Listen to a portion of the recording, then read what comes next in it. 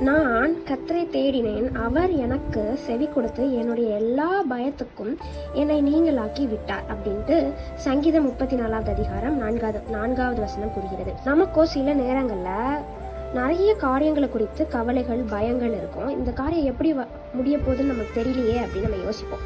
ஆனால் அந்த வசனத்தில் ஃபர்ஸ்ட் ஸ்டார்டிங் பண்ண, நான் கர்த்தரை தேடினேன், அவர் எனக்கு செவி கொடுத்து அப்படின்னு இருக்கு. நம்ம கர்த்தரை தேடும்போது அவர் நமக்கு செவி கொடுக்கிற தகப்பனா இருக்கிறார். நம்முடைய எல்லா பயத்துக்கும் அவரை நீங்களாக்கி விடுவிப்பார். அது கீழே பாருங்களேன், அவர்கள் அவரை நோக்கி பார்த்து பிரகாசம் அடைந்தார்கள், அவர்கள் முகங்கள் வெட்கப்படவில்லை.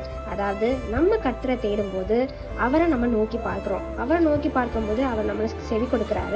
அவர் கூட நம்ம டைம் ஸ்பெண்ட் பண்றோம், நம்ம பிரகாசம் அடைகிறோம், அவர்கள் முகங்கள் வெட்கப்படுவதில்லை. ஸோ நம்ம என்னென்ன காரியங்களுக்கெல்லாம் ஜெபிக்கிறோமோ கர்த்தர் அது கண்டிப்பா ஒரு விடுதலை தருவார். நாம் விசுவாசிப்போம். ஆமென்.